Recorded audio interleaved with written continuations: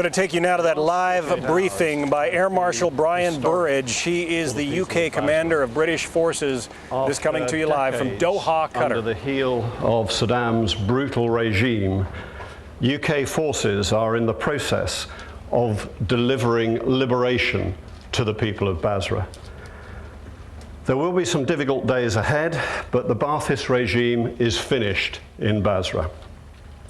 These people have lived outside of the law for many, many years.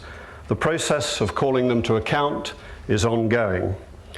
Whatever the Iraqi Minister of Information may say, and his statements over the last few weeks have taken denial to a new and increasingly bizarre dimension, the days of the Ba'athist regime are numbered. The threat that this regime poses to the world through weapons of mass destruction is fast diminishing. We will continue until that threat is eradicated. The process of liberating the whole of Iraq continues. Now, liberty is not without a price, and in the course of operations in Basra, we have taken some casualties. 3 UK soldiers have so far been killed, and some have been injured. Operations are ongoing around the remnants of the Ba'athist paramilitaries, so UK forces and the civilian population do still remain at risk. Since operations to liberate Iraq commenced, the UK have had 30 personnel killed, some as a result of enemy action, others due to accidents.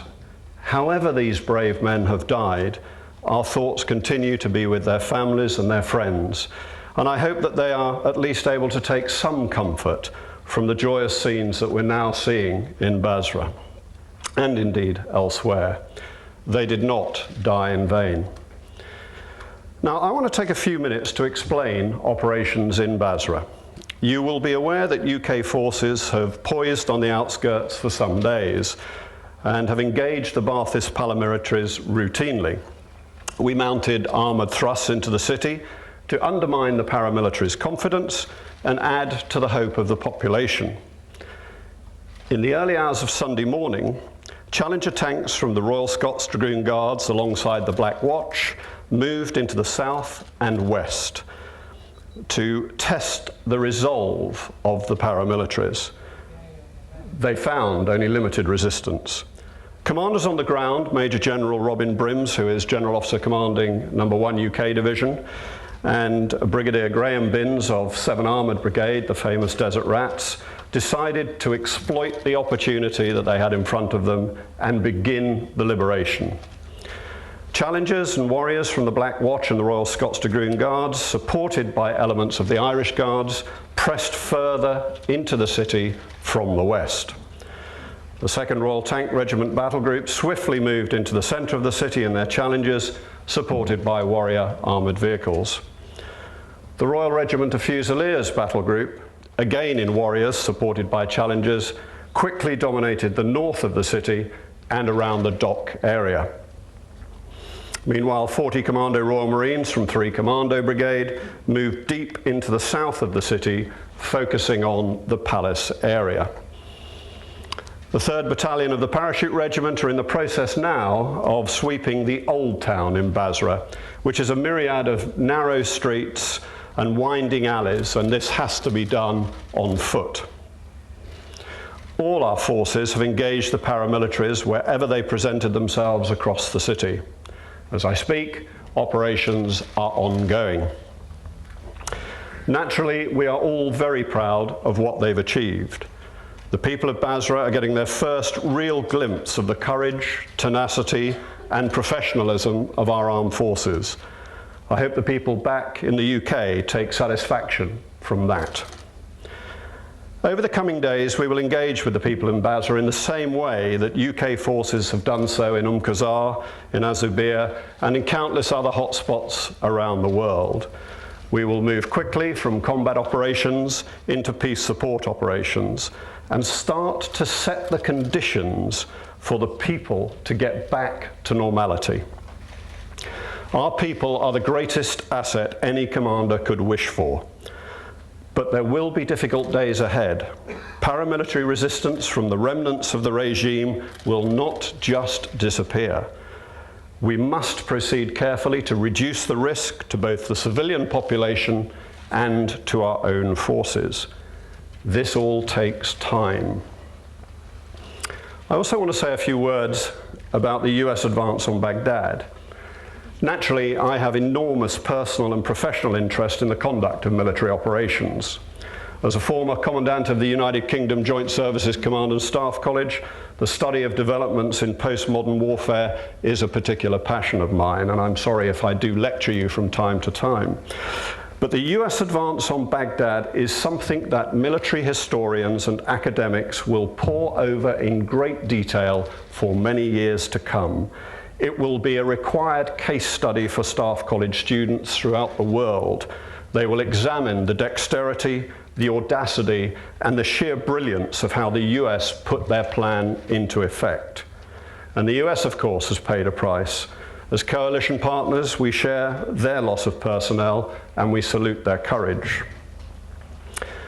After decades of oppression, the people of Iraq will take time to trust us. We must earn their respect. We take our responsibilities to the Iraqi people very seriously indeed. We are already earning some of that respect by bringing stability to parts of southern Iraq. We are showing them that we come as liberators, not as oppressors. And we now want to enable and facilitate their recovery from 25 years of wicked oppression. Our forces are already patrolling the streets of Qazar, Safwan and Azubar in berets rather than in helmets. We have schools opening. We turn the lights on in Qazar for the first time for many, many months. Overall, our troops are doing what British troops do best, giving the Iraqi people confidence.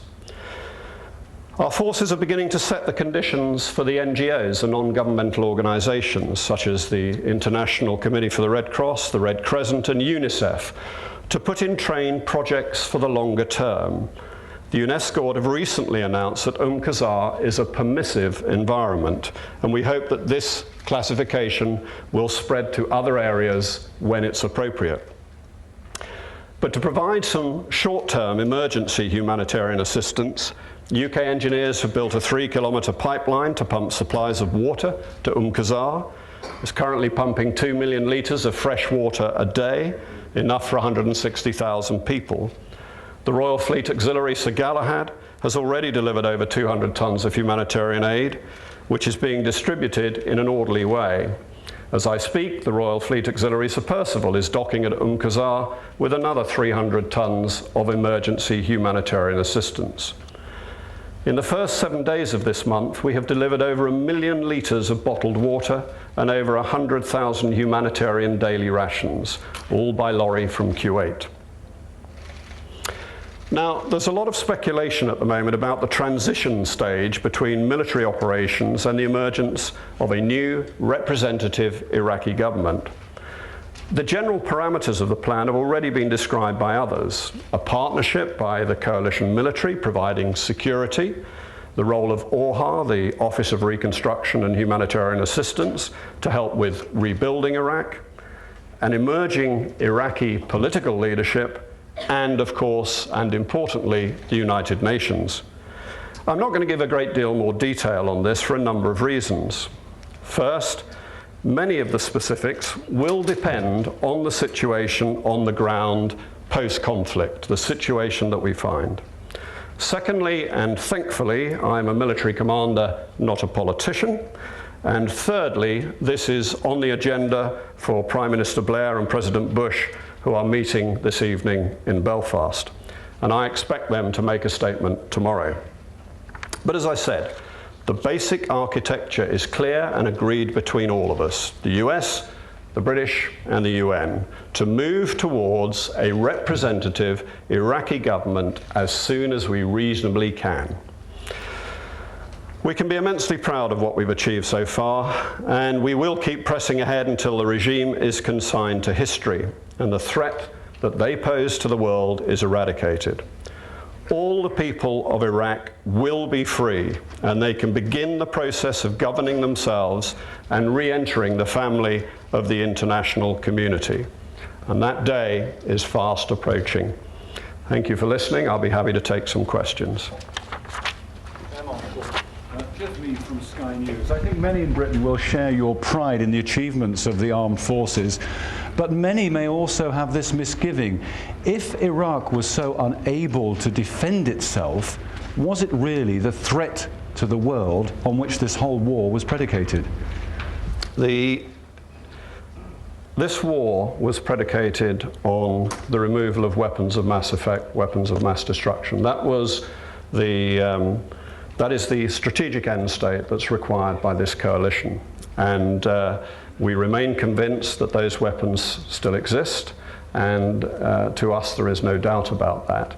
So the fact that we were in a position to defeat their ability to defend themselves doesn't alter that one prominent and salient fact. Air Marshal Tom Intier with CNN. First of all, thank you very much for coming to brief us this afternoon. It's a great help. I'd like to ask you two questions. One about the American forces that are currently in Baghdad, and the second about an incident in Basra. Starting with the incident in Basra, it occurred Saturday night. There was a strike on the Ba'ath Party headquarters where a meeting was apparently undergoing. This morning there appeared to be some confirmation from the field that the man known as Chemical Ali was a victim of that airstrike. Yesterday it was confirmed that his bodyguard was found there. This morning there appeared to be confirmation that he was found. Secondly, on the first question, it seems a difference in tactics between how your forces dealt with the situation in Basra and how the American forces are pushing a little harder on the door in Baghdad. Could you explain the difference as you see it? And as you said before, the historians will be looking at this for a long time to come. Why? Well, let's give the historians a helping hand. The relationship between Basra and Baghdad is very intimate, in that we characterize Basra as the outskirts of Baghdad, because there's no doubt that as much as they're able to have a window on the rest of their country, the people of Baghdad generally would look to Basra to see what was happening. Certainly the regime would look very clearly. But there is a different dynamic. And I will explain the differences in that dynamic. Baghdad is the home of the regime. So not only are the US forces dealing with the same ingredients as there are in Basra, i.e. Ba'athist militia, Fedayeen, these sorts of things, an indigenous population who have been scared to the roots of their heart by this dreadful regime. But the regime itself is also there. So whereas in Basra we can take a particular approach to deal with those first two things, then also in Baghdad we've got to deal directly with undermining the regime's credibility, their own faith in themselves. So a different approach is perhaps unsurprising. But actually the tactics are the same. The tactics are armored raids and then exploit success, exploit opportunity.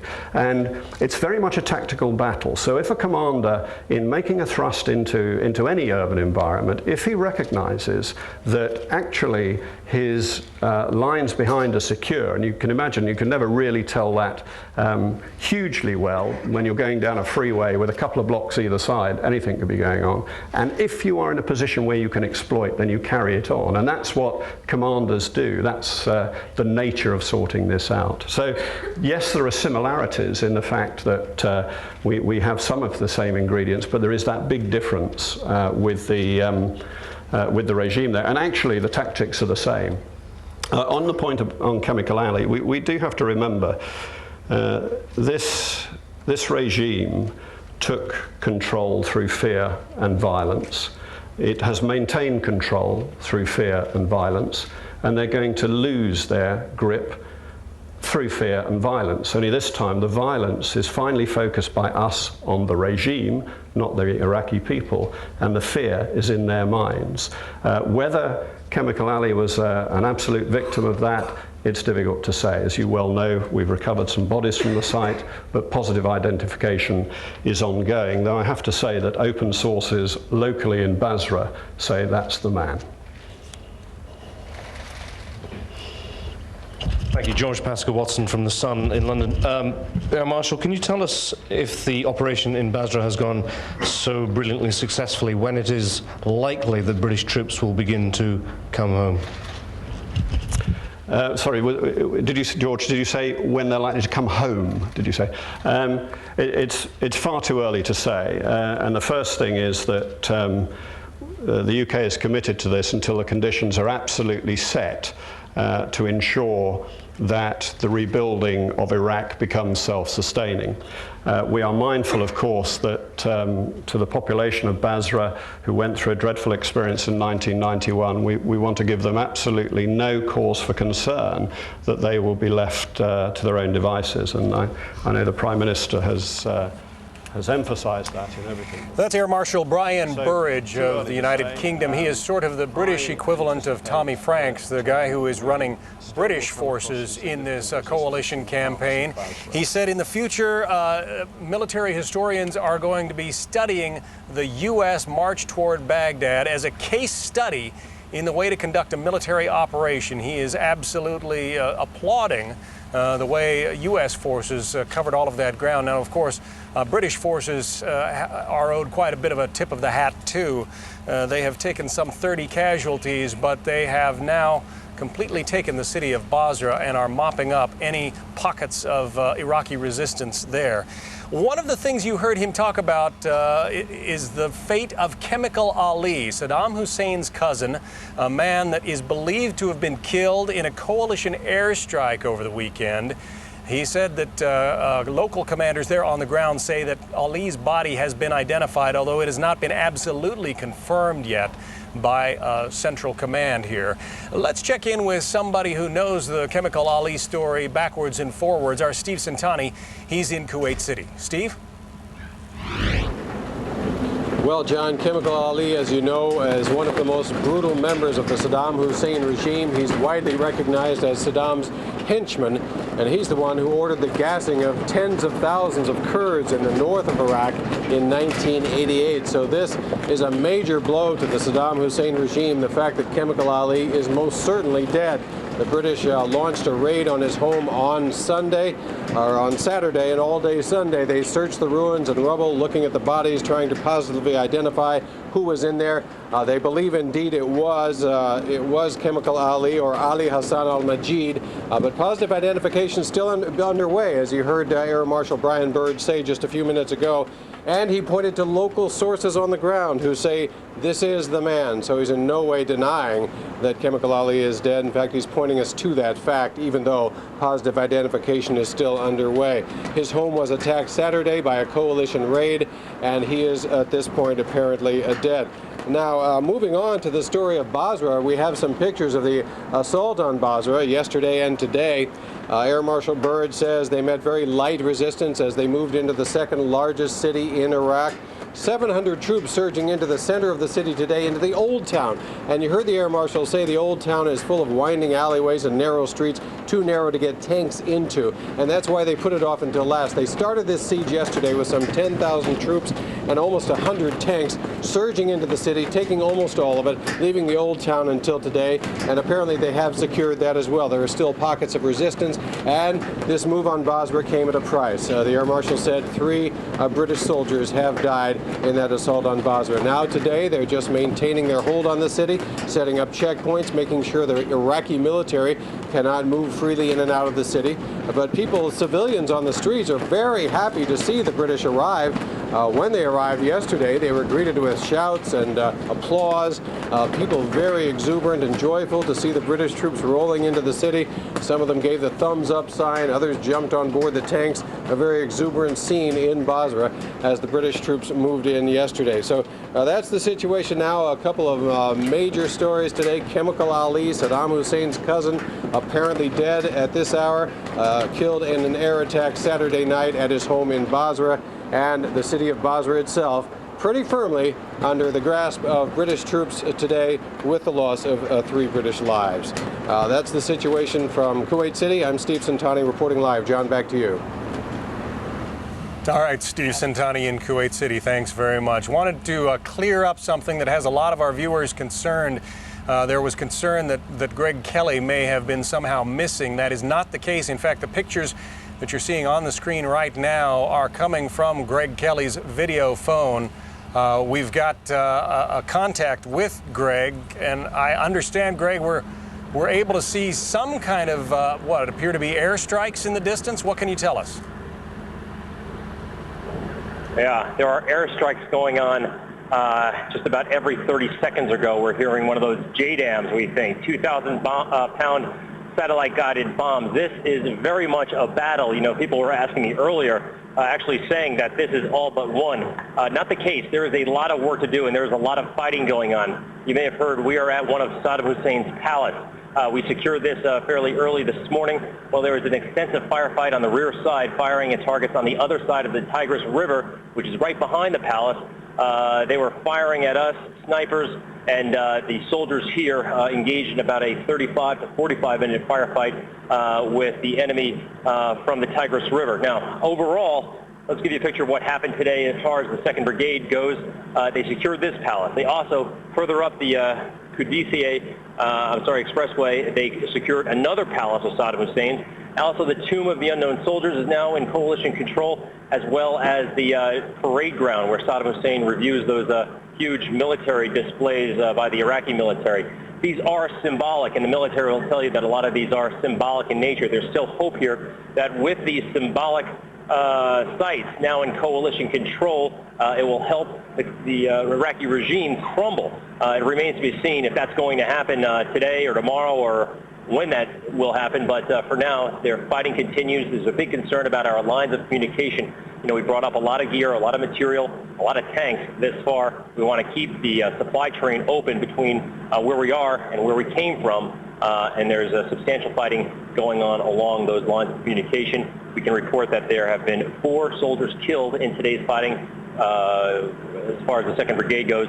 But still, everyone's saying this was a major day, obviously perhaps the beginning of the end, and the commanders here are very pleased with the progress they've made.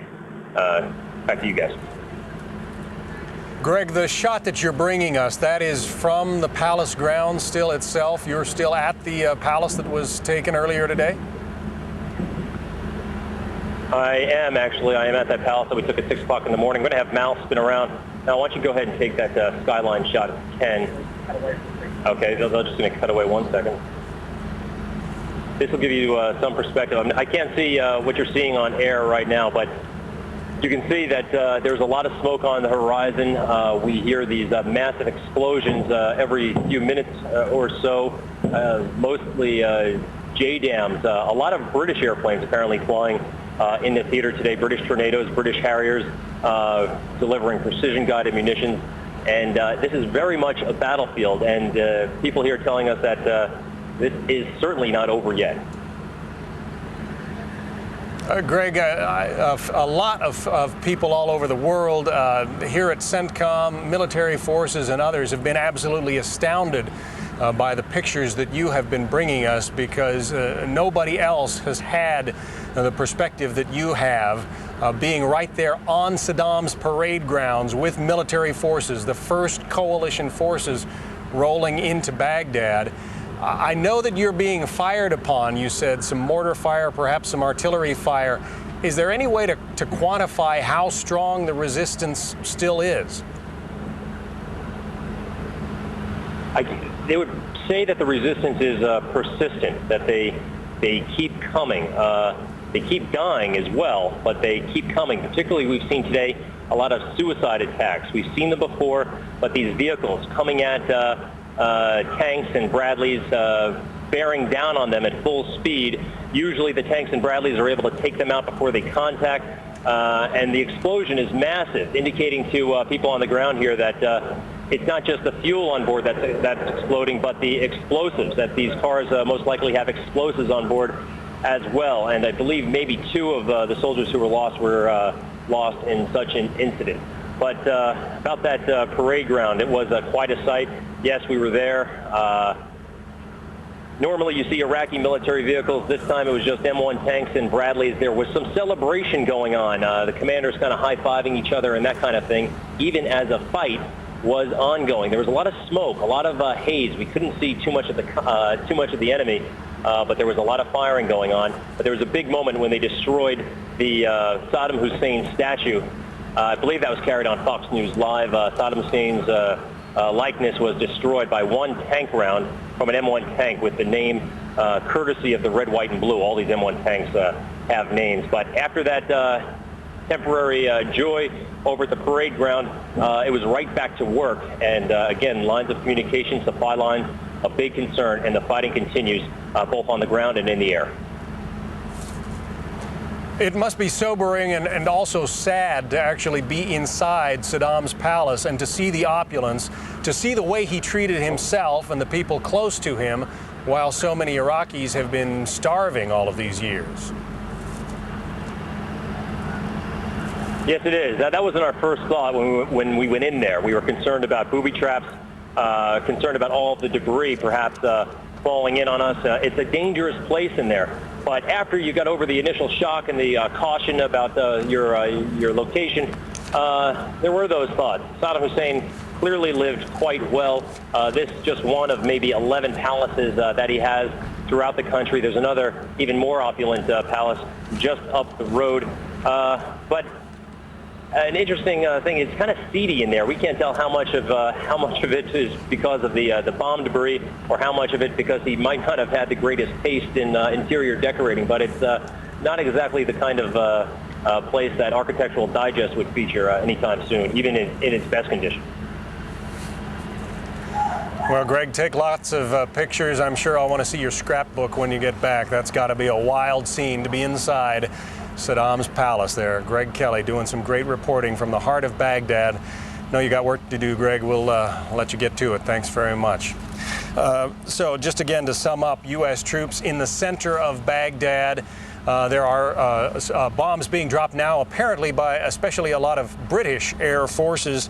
It's all because as our troops moved into the center, moved into Saddam's palace and some of the other areas there, they started receiving artillery fire from outside, and you can bet that those British Tornadoes and other planes are taking care of the source of some of that artillery fire now. With me now, Navy Captain Frank Thorpe. He is a senior spokesman here at CENTCOM, and you were watching right along with us, I imagine, this morning as Greg Kelly broadcast some amazing pictures from the heart of Baghdad, from Saddam Hussein's parade ground, from inside his palaces. As a U.S. military man, how's that make you feel? I think one of the most amazing memories of this war will be Greg's video of the palace and Greg's video right inside Baghdad while the Iraqi Iraqi Minister of Information continued to deny that American forces were in Baghdad. It truly has showed the value of the embeds. The way to see this war is firsthand and up close through people like Greg, who have risked their lives along with the soldiers of the United States and Britain to come up and see what we're doing. And to have U.S. military forces, to have M1A1 Abrams tanks on that parade ground there, that's a little bit like what? Having foreign troops on the campus at West Point or something, isn't it? It is significant that we've been able to take this armored raid right up into the heart of the city, right through some very important places for the Iraqi regime. The Minister of Information, 2 presidential palaces, as well as other headquarters of major departments of the government. It's got to send a pretty big sign to the Iraqi regime that the end is near. John, when it's over, don't know. We can't jump to too much joy. We're seeing a lot of action on the battlefield, but we may still have some tough days to follow. Obviously, a lot of people are asking the question, when is victory declared? And I know you're not in a position to make that call, but perhaps you can tell us about the thinking that goes into it. Does that declaration come from the Pentagon? Does it come from CENTCOM here in Doha? Does it come from the White House? Does it come from, a coalition spokesman? Well, the president has been pretty clear that this battle is not over until the regime surrenders. Total surrender, the regime moves. I think one of the biggest signs you'll see when this is over is the Iraqi people will be able to express their freedom. They'll be away from the cloud of torture and harm and fear that they've lived under for 2 or 3 decades. And that's what, when you see these American soldiers in Baghdad and the British soldiers down in Basra, what they're fighting for and the jubilation that you see, it's all tempered because what they're experiencing today, a very big day, but in the end, it's all about freeing the Iraqi people. And that's what will make us truly feel good in the end. All right, Navy Captain Frank Thorpe, a senior spokesman here for Central Command in Doha, Qatar. Thank you very much. Yep. An amazing day. Somebody else who has seen some amazing sights in this campaign that's now really only in its 19th day, Colonel Oliver North. He is with the U.S. Marines and has a live report for us now. Ollie. Guys, I will tell you, the Marines have now forced a crossing back across the Tigris River. This 1st Marine Division, part of the 1st Marine Expeditionary Force, has now crossed the Tigris River 3 times. And, of course, the Euphrates before that. What we're now looking for is one more bridge to make sure that the 5th Marines can get themselves across. It's got to be a bridge heavy enough to carry those M1 tanks. You got to be able to carry all that weight in a very small footprint and make sure that the road network leading up to and from that particular bridge is able to carry that kind of heavy traffic. So we've been held up here in the midst of this sandstorm. You notice the ceiling is down low. Cobra helicopter gunships continuing to patrol up and down the Tigris banks. Right across the banks, there's the city of Baghdad. We've got the city sealed off. And, of course, the capture of those bridges means that none of the so-called elite of Saddam Hussein's regime can get out of this city. It is encircled 100%, 360 degrees by U.S. military. The city is ours. It's only a matter of time now. If Saddam hasn't called his travel agent, he's late.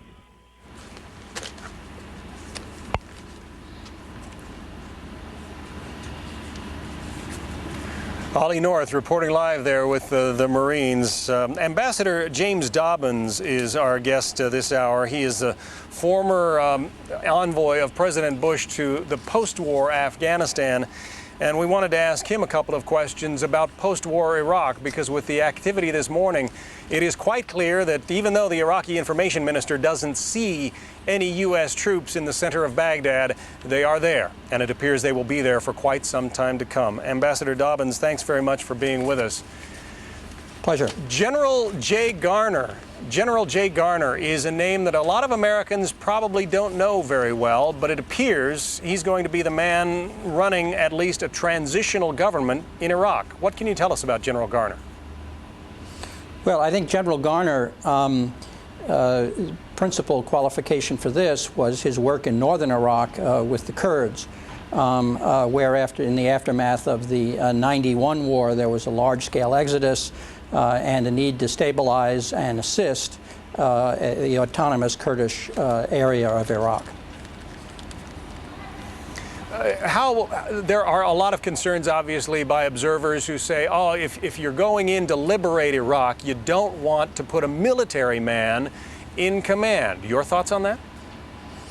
Well, I think that this is still an evolving arrangement. Clearly, in the period immediately following the conflict, and indeed while the conflict is continuing simultaneously with efforts to assist refugees and establish order, the military is going to be the dominant element in the country, and having somebody who comes from that culture, who understands it, and who has the confidence of the military is a very sensible arrangement.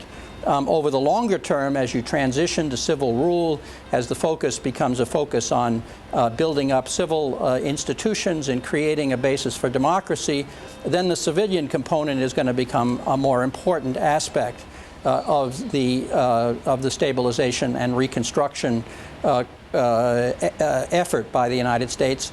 And Garner does have a number of civilians, State Department, USAID people with him. What about, though, the notion that the UN is clamoring to get involved in this post-war administration of Iraq? What do you see as the proper place for the UN here? Well, first of all, the UN is definitely not clamoring to become involved. The UN Secretary General has made clear that he does not wish to assume responsibility. There are a number of countries that would like to see the UN play a more prominent role. The United States sees a major role for the United Nations in the area of humanitarian assistance. Other countries, including the UK, see a role for the UN similar to the role it played, for instance, in Afghanistan, in helping to bring together an interim regime that has legitimacy and is both broadly based and representative. And finally, the UN has supervised elections around the world, and a democratic election in Iraq, when it comes in 6 months, a year, 2 years, whenever the conditions permit, could, in principle at least, be monitored and organized by the United Nations. So there are a number of roles for the United Nations, and countries who have forces that might participate in the peacekeeping, that have money that might be very useful in the reconstruction, that have people who are skilled in many of the tasks that will be necessary in post-conflict Iraq. These countries want to participate not only in the costs, but also in the responsibilities and authority, and they see the United Nations as the vehicle for their participation. Ambassador James Dobbins, the former administration envoy to post-war Afghanistan, thanks very much for being with us this day.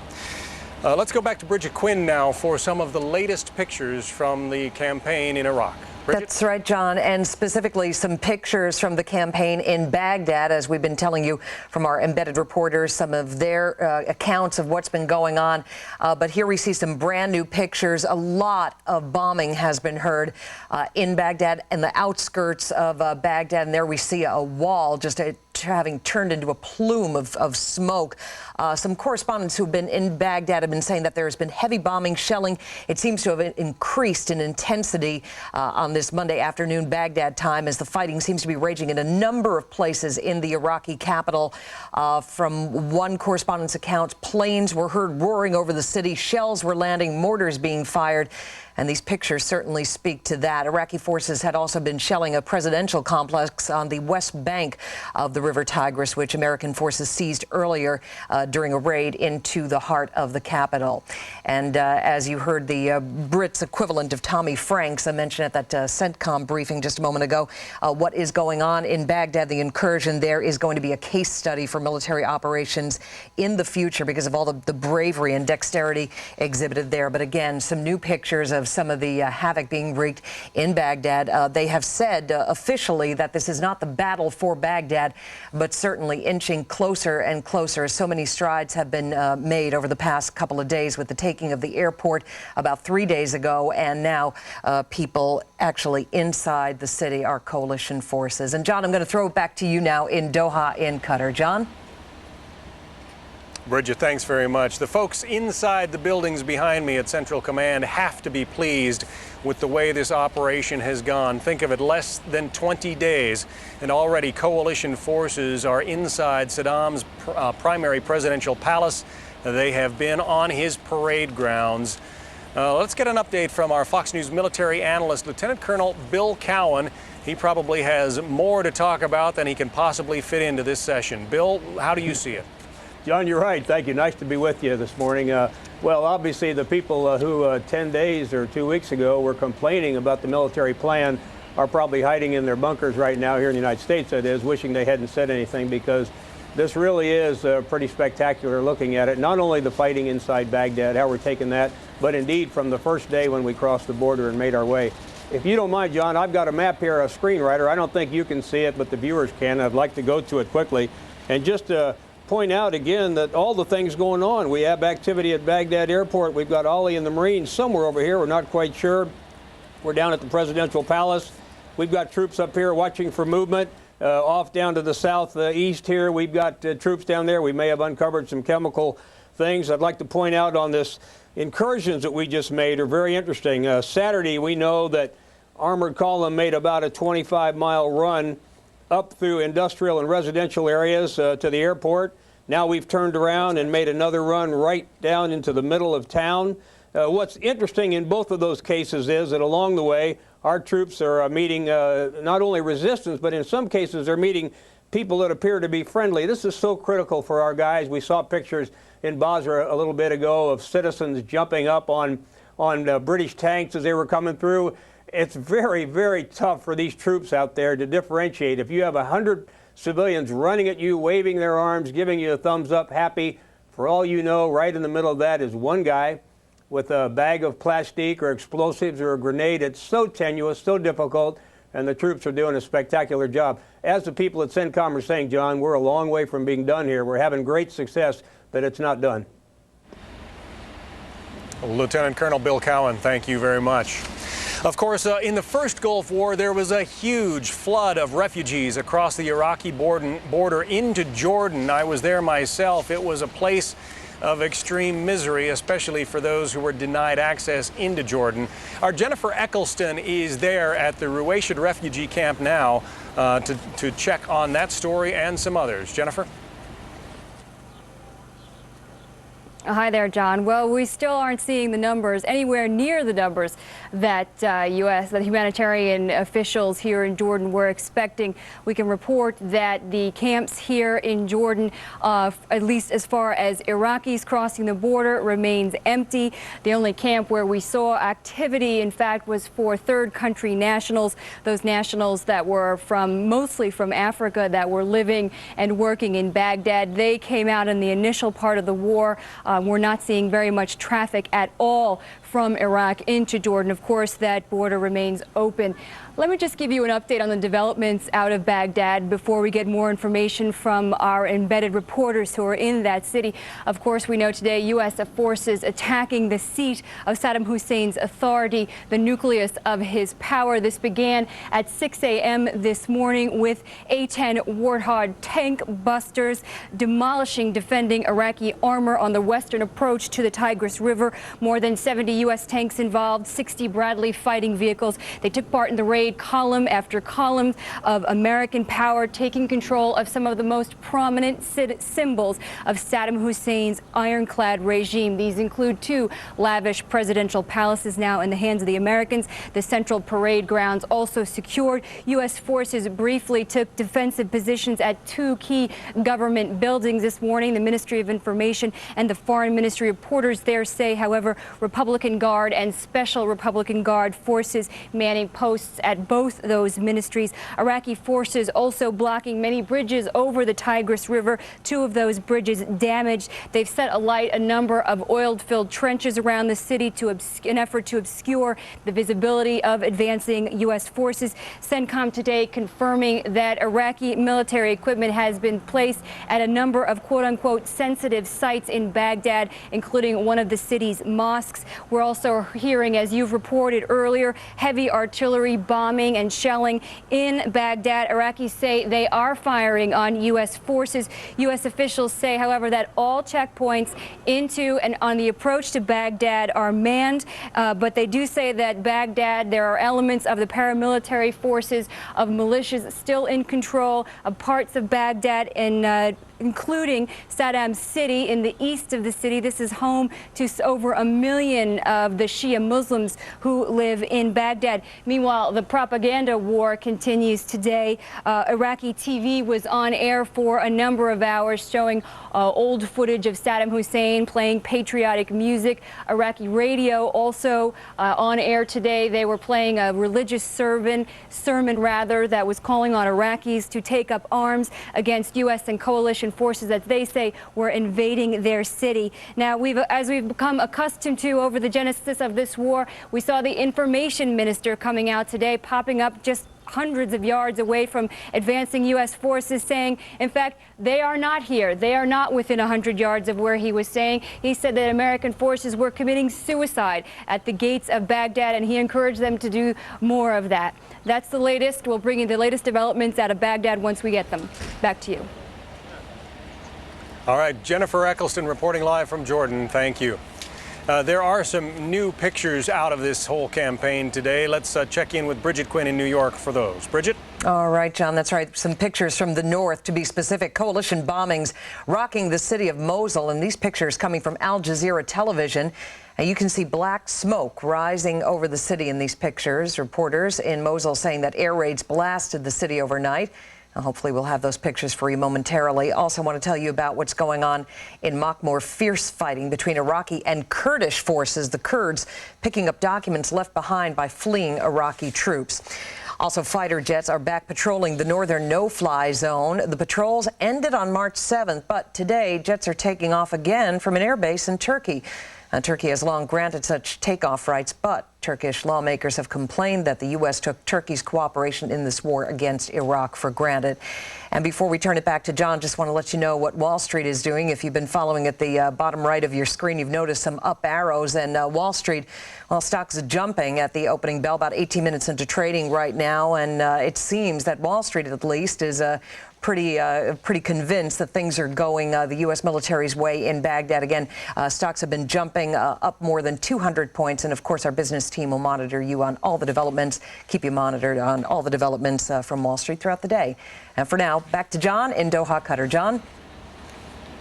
That's right. Here, the view from CENTCOM. Bridget, thanks very much. Of course, this is the campaign that we're watching, but Iraq is really only one of 3 world conflicts that's on the agenda for President Bush as he meets tonight with Prime Minister Tony Blair in Northern Ireland. Molly Henneberg is at the White House with a preview for us. Molly? Hi, John. The president left the White House about 3 hours ago to go from here to Andrews Air Force Base and then over to Belfast, Northern Ireland. And he'll be accompanied by his usual staff and White House aides, but also by Secretary of State Colin Powell. They'll go over to Northern Ireland together. And when President Bush meets with British Prime Minister Tony Blair, there's one key area that they disagree on. British Prime Minister Blair wants the United Nations to have a more integral role in post-Saddam Iraq, where the Bush administration sort of sees the UN participating more with humanitarian issues. And that's one of the key things that these 2 leaders will try to solve as they meet together in Northern Ireland. The president left the White House this morning, and he'll stay in Northern Ireland through tomorrow. He'll meet with Prime Minister Blair in Hillsborough Castle, outside of Belfast. They'll discuss the war in Iraq, reconstruction of Iraq, and also the peace process in Northern Ireland and in the Middle East. As for a post-Saddam Iraq, the White House says for the short term, the president would like to see an interim authority to help keep Iraq functioning. It would be made up of Iraqis inside the country and Iraqi exiles with help from the U.S. and the coalition. There are reports that that interim authority could be put in place to some extent this week. It would be a temporary measure, though, until the Iraqi people can install a permanent government. We're not there to run the country. We're there to hand it over to Iraqis. So we need to set up a process, and this interim authority is a bridge to that process that creates a legitimate government of Iraq.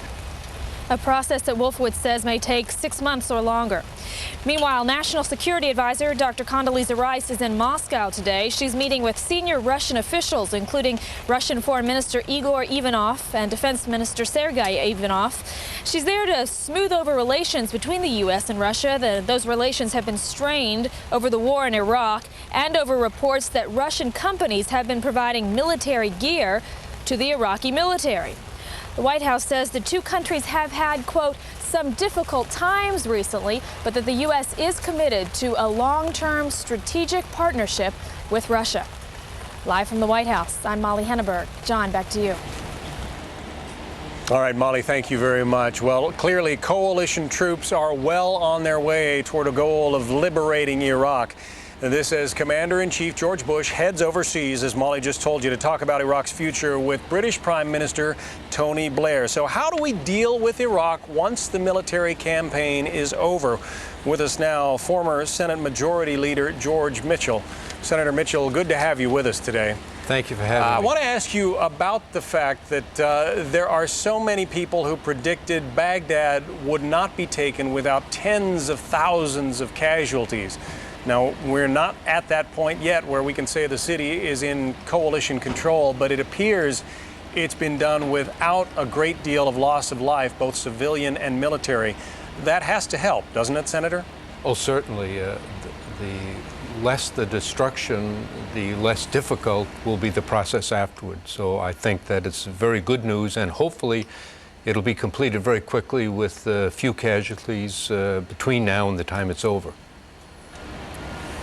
It has been said that there is some disagreement between President Bush and Prime Minister Blair about the level of UN involvement in the reconstruction of Iraq. Do you have any thoughts on the UN's proper role? Well, there clearly is disagreement between the President and the Prime Minister, but they've worked very closely in this, and I'm certain that they'll work the matter out. I think that the UN's principal roles can be in providing humanitarian assistance, and to the extent that they can be involved in providing for legitimacy in terms of whatever transitional Iraqi government comes on, much as they did in Afghanistan. So you're saying that President Bush is going to be setting the lead, and sort of the UN is going to be following filling in the vacuum as this administration allows? Well, I think clearly the United States is in a dominant position, and the question is, how much do we want to let others in? I think we should involve others to the maximum degree possible, because we'll need others' financial and manpower assistance. I don't think we should view the governing of a post-war Iraq as a prize from which all others should be excluded. Rather, I think we should view it as something in which we should involve as many others as possible, although it's quite clear the U.S. will play the dominant role, and Britain will have a significant voice as well because of the role that they've played. It's also going to be a matter of discussion for these two leaders, the Palestinian problem and Northern Ireland. Can they really get a handle on all three problems in one meeting? Yes, I think they can. Prime Minister Blair has been working with the Irish Prime Minister, Ahern, for some time to come up with a plan to restart the implementation of the peace agreement in Northern Ireland, particularly the local government, which has been in suspension since last October. They're going to announce that plan on Thursday, and I think that President Bush going over there, and he'll meet with the political leaders to encourage them to move forward. I think that'll be a help to getting that process restarted. So I think only good can come from that. With respect to the Middle East, as you know, the Prime Minister has been urging the President for some time to take a more active role, to get the U.S. back involved in an active and intensive way. The President has said he would do so, and the question is when and at what level. Senator George Mitchell, thank you very much for your expertise today. Thanks for having me, John. Let's get updated now on a war wrap from Eric Shawn. John, I'm Eric Shawn at Fox World headquarters in New York with the latest on Operation Iraqi Freedom. Allied forces deep in the heart of Baghdad, as we have been telling you about, capturing some important symbols of Saddam Hussein's crumbling regime.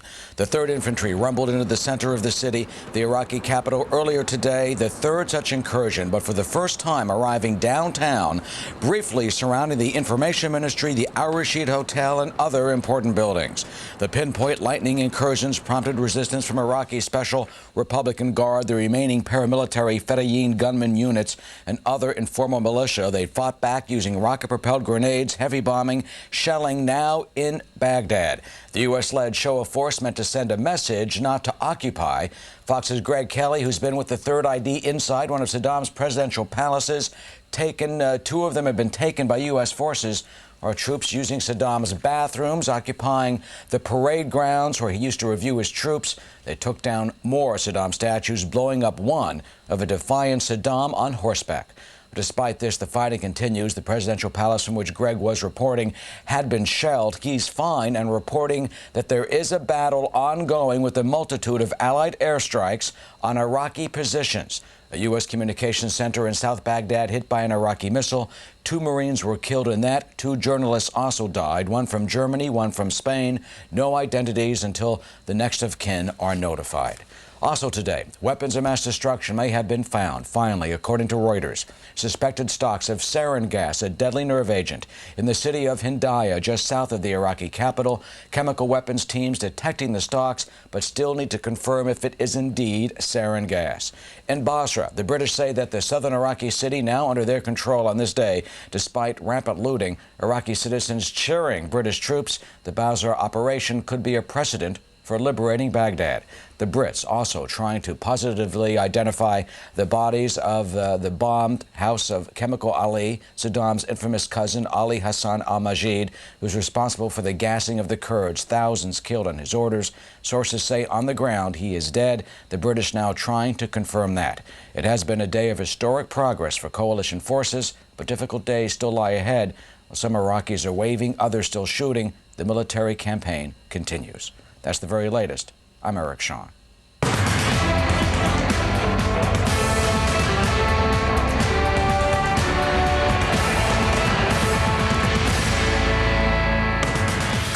Coalition troops burst into Baghdad, U.S. soldiers seizing one of Saddam Hussein's presidential palaces while our tanks rumble across the city's center. We are live at that palace and at the Pentagon and on the war.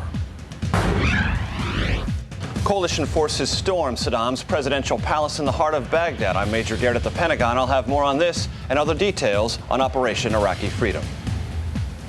I'm Steve Santani in Kuwait City with good news coming out of southern Iraq. The city of Basra is coming under firm control of British troops, and Chemical Ali is almost certainly dead. I'll have the details coming up. And our own Greg Kelly with exclusive pictures from Saddam's captured palace. Right now, though, Kofi Annan is speaking at the United Nations. He may have some thoughts about the future of Iraq post-Saddam. Let's listen in. What people, the members of this organization want, and also what the U.S. wants. How would you say that your idea for post-conflict Iraq differs or contrasts or is similar to what the U.S. administration's plan is? Let me say that obviously there are discussions going on both in Washington and amongst member states. And as you can see, the President and Prime Minister Blair will be talking again this week. And there have been series of discussions in Europe where the European Union has come up firmly on the side of greater UN involvement. I do expect the UN to play an important role. And the UN has had a good experience in this area, whether it's the issue of political facilitation, leading to the emergence of a new or interim administration. We've done quite a bit of work on reconstruction, working with donor countries and with other UN agencies. You've seen the work UN has done in human rights and the area of rule of law. So there are lots of areas UN can play a role, but above all, the UN involvement does bring legitimacy, which is necessary for the country, for the region, and for the peoples around the world. If I could just follow up, you said political facilitation, which is different than heading a civil administration. Are you resigned to the fact that the UN will not play a role like it did in East Timor or Kosovo, where it is the administration? I think you have to be very careful here. Each crisis has its own peculiarities. Iraq is not East Timor, and Iraq is not Kosovo. There are trained personnel. There is a reasonably effective civil service. There are engineers and others who can play a role in their own country. And as we've said before, Iraqis have to be responsible for their political future and to control their own natural resources. And whatever one can do to help the emergence of a new leadership or a new situation is what one should focus on. How does the U.S. efforts with Jay Garner and the meetings that they're having in Kuwait and reportedly all this work at setting up an interim government, how does that affect any potential UN work, or what are your thoughts on what they're doing? Well, I think they from what I gather, they see it as part of the war effort and eventually to try to pacify and the situation and secure the environment before one moves on to the next stage. Thank you. Thank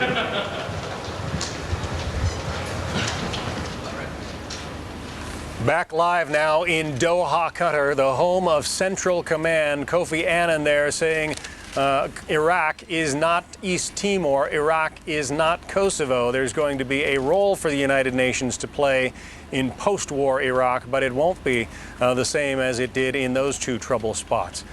Once again, some of the most amazing pictures of this conflict so far have come from Fox News' own Greg Kelly, who has been embedded with the Army's 3rd Infantry Division, and they have made tremendous strides over the last 19 days. Today, bringing us pictures from inside Saddam's palaces. We'll be bringing you some more of those pictures later when we reestablish our live connection with Greg Kelly. Right now, though, we want to check in with the Pentagon. Our Major Garrett is there. Major?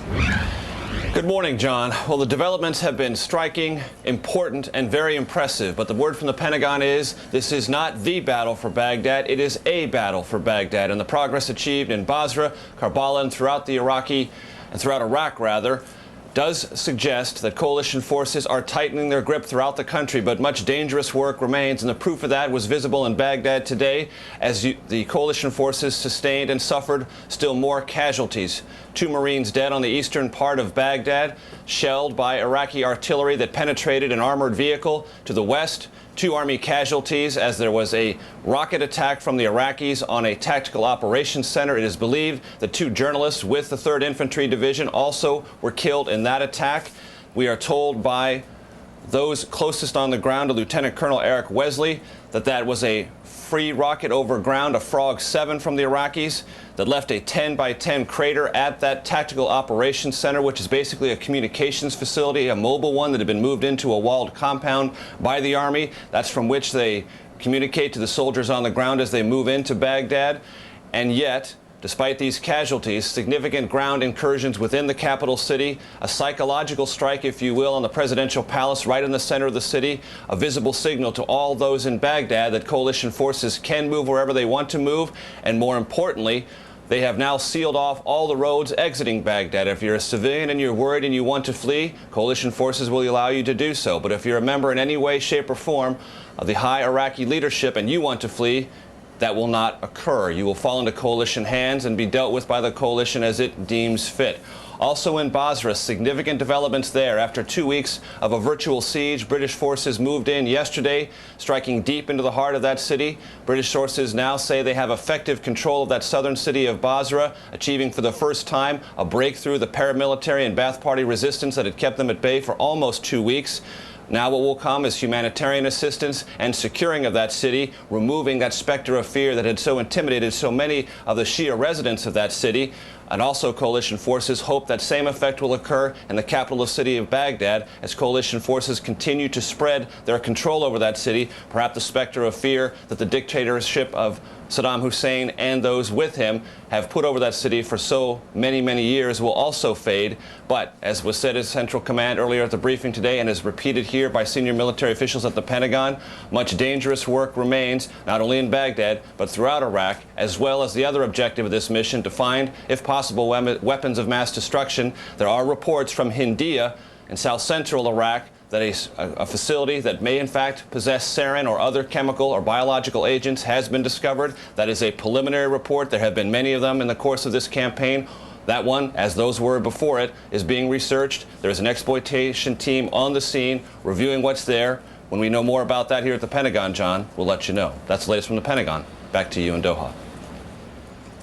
All right, Major Garrett reporting live. Thanks very much. Well, it is after 5 p.m. here in Doha. Things cooling off just a little bit. It was well over 100 degrees earlier, and the hottest day of this campaign so far. Uncomfortable for the media here, but certainly way more uncomfortable for our troops who are pursuing their goal in and around Baghdad. And we here are at least under the moderating influences of Doha Bay and the Persian Gulf, or the Arabian Gulf, depending on whose map you're looking at. Bridget Quinn now in New York. Bridget? All right, John, and things have been heating up in Basra, you might say. Mass looting by Iraqis in that southern city as British troops take control of most of the city. Let's go over to Kuwait City now. Steve Santani is there with more. Steve. Well, Bridget, as you know, we've been covering events in southern Iraq from this vantage point here in Kuwait City, and there are a couple of big developments involving southern Iraq, all of them around the Basra area. One is what's happened to Chemical Ali. It appears that he's dead. He, of course, is Ali Hassan al-Majid, the cousin of Saddam Hussein, the man who's called Chemical Ali because he ordered the gassing of tens of thousands of Kurds in the north of Iraq in 1988. Well, the question is he dead or alive? There was a coalition airstrike on his home in Basra on Saturday night, and now British officials are saying they're almost certain that he's dead. Positive ID has not been made, but some locals on the scene, including British military commanders, are saying that he is dead. And we had the Air Marshal Brian Burge at a briefing today in Qatar saying local sources say that's the man. So he's pointing us toward that information, so that pretty much indicates he is indeed dead. This is a major blow to the Saddam Hussein regime. And now we have breaking news, and John, I understand I need to toss back to you in Qatar. All right, Steve, actually, it's me in New York. We'll be going back to John in just a moment, but we are just getting word here to the Fox newsroom of what might be an uprising by the Iraqi people in Baghdad. Now, we are getting this from a couple of sources, reading this straight off the wires right now. The Iranian media is reporting this morning, that there are now 3 parts of the city of Baghdad, 3 areas within the capital Iraqi city where civilians have been rising up against the Iraqi soldiers. Now, certainly, this is something that many military analysts had been waiting for to happen, had been saying would ultimately happen as our troops continue to move in there. And now, at least, according to the Iranian media, it is happening. They say that there are 3 areas in the city of Baghdad where civilians have been rising up against the Iraqi soldiers. And they are also reporting, again, this is from Iranian media, that 35 Iraqi military have been killed in this effort. Now, we are also getting some word from the Kuwaiti news agency there as we go back to the picture of Baghdad. We are also hearing that there is a popular uprising. This is from Kuwaiti media inside the capital. They are calling it a popular uprising erupting against the Iraqi regime in several residential areas in Baghdad. Now, according to the Kuwaiti media, they are saying that this uprising has killed dozens of the Fedayeen Saddam fighters. You know all about those fighters. They've kept rearing their ugly heads throughout this whole effort by the coalition forces. They have been loyal to Saddam Hussein. They have been fighting. They have given the coalition forces trouble in various cities. And now we're hearing from the Kuwaiti media that the people of Baghdad are rising up against the Fedayeen, the Saddam loyalists. There are some sources who were telling the Kuwaiti media over the phone today, and here's the quote, "Major bloody confrontations are currently taking place between the residents of Baghdad and the regime's militias, killing dozens of Saddam's loyalists and forcing many of their leaders to leave their positions and then to change into civilian clothes." So apparently any of the people who are still willing to fight for Saddam are no longer willing to do so, or trying to get into civilian clothes and no doubt get out of Baghdad. There are, again, reports from 2 media sources now, media sources in Iran and also in Kuwait, saying that a popular uprising is breaking out now in several portions of the city of Baghdad.